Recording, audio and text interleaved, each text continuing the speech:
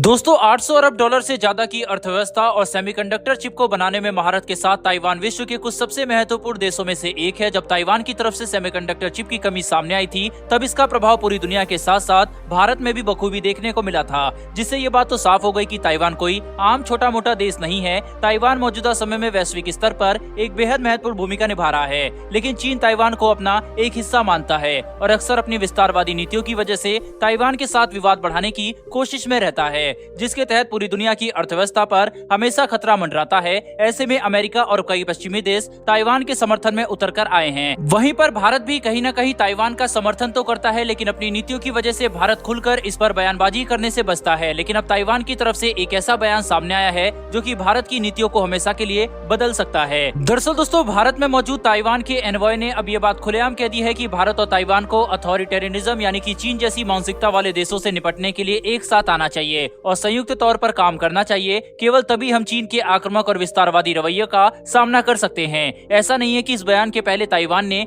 कभी भी भारत का समर्थन नहीं मांगा है और भारत के ऊपर कोई बयान नहीं दिया है, लेकिन यह बयान अलग है क्योंकि इसमें साफ तौर पर भारत और ताइवान का नाम लिया जा रहा है। वहीं पर खुद ताइवान के एनवॉय ये बात साफ तौर पर कह रहे हैं कि भारत को अपनी नीतियां बदलनी चाहिए ताकि दोनों देश मिलकर चीन का सामना कर सके। सबसे बड़ी बात तो यह है कि ताइवान की तरफ से ऐसे बयान तब आने शुरू हुए हैं जब भारत और ताइवान की आर्थिक साझेदारी एक नए स्तर पर पहुंच चुकी है। ताइवान भारत के साथ सेमीकंडक्टर के क्षेत्र में काफी तेजी से मिलकर काम कर रहा है और भारत के अंदर 20 अरब डॉलर से भी ज्यादा का निवेश करने जा रहा है। इसके अलावा ताइवान और भारत की कई प्राइवेट कंपनियां एक साथ मिलकर काम कर रही हैं। दोस्तों, इससे ये बात तो साफ हो गई है कि अब ताइवान भारत के लिए बेहद ही ज्यादा आर्थिक महत्व रखता है, इसीलिए अब ताइवान भारत के साथ चीन के खिलाफ मिलकर साझेदारी करने की बात खुलेआम कर सकता है। भारत के साथ अपनी साझेदारी और मजबूत करने के लिए और अपना आर्थिक महत्व ज्यादा बढ़ाने के लिए ताइवान अब भारत के साथ 5G के क्षेत्र में मिलकर काम करने वाला है, जिसके तहत ताइवान की कंपनी मीडियाटेक और एक भारतीय प्राइवेट कंपनी इन्वेंडिस 5G वाईफाई और राउटर को भारत के अंदर स्वदेशी रूप से मैन्युफैक्चर करने वाले हैं। रेफरेंस के लिए आप आर्टिकल का स्क्रीनशॉट अपने स्क्रीन पर देख सकते हैं। दोस्तों, मीडियाटेक और इन्वेंडिस के इस कदम से भारत की 5G वाईफाई और राउटर की जरूरत को स्वदेशी रूप से पूरा किया जा सकेगा। ये तकनीक अभी तक भारत के अंदर ज्यादा विकसित नहीं हुई थी। अभी तक भारत अपनी जरूरत का ज्यादातर वाईफाई और राउटर या तो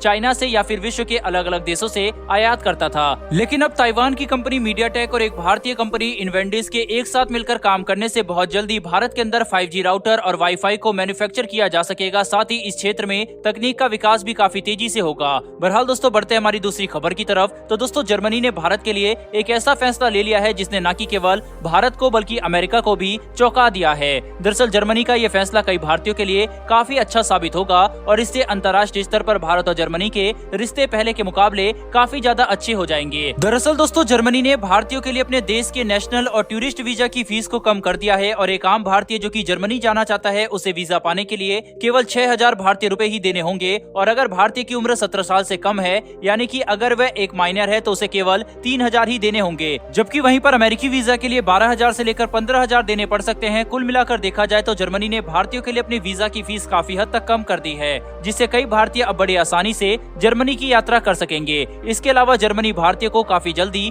वीजा प्रदान करने की सुविधा भी उपलब्ध कराने जा रहा है, जिससे आम भारतीयों को जर्मनी में प्रवेश आसान हो जाएगा। दोस्तों, हमें ये नहीं भूलना चाहिए कि जर्मनी भारतीयों को ये खास सुविधा तब प्रदान कर रहा है जब अमेरिका एक आम भारतीय को वीजा के लिए 1 से लेकर 2 साल तक का इंतजार करा रहा है। इसके अलावा 2 साल से अमेरिका ने अभी तक भारत में अपने एम्बेसडर को नियुक्त नहीं किया है, जो कि भारत और अमेरिका के रिश्तों में अभी भी एक दरार का कारण बना हुआ है। दोस्तों, जर्मनी का ये कदम भारत और जर्मनी के रिश्तों को और अच्छा कर देगा, क्योंकि अब भारतीय आसानी से जर्मनी के अंदर प्रवेश ले सकेंगे। जबकि भारत को अमेरिका से ये सवाल करना चाहिए कि आखिर ऐसी क्या मजबूरी है कि वह ना तो भारत के अंदर अपनी एम्बेसी और काउंसलर को 100% स्टाफ की नियुक्ति कर रहे हैं और ना ही भारत में अपने एम्बेसडर को नियुक्त कर रहे हैं। बहरहाल दोस्तों, इस वीडियो में इतना ही, लेकिन आपके हिसाब से क्या भारत को ताइवान के साथ अपने रिश्ते को सामान्य करने चाहिए या नहीं? अपनी राय कमेंट बॉक्स में लिखकर जरूर बताइएगा। फिर मिलेंगे डिफेंस और वर्ल्ड अफेयर से जुड़ी ऐसी एक नई वीडियो के साथ। धन्यवाद। जय हिंद।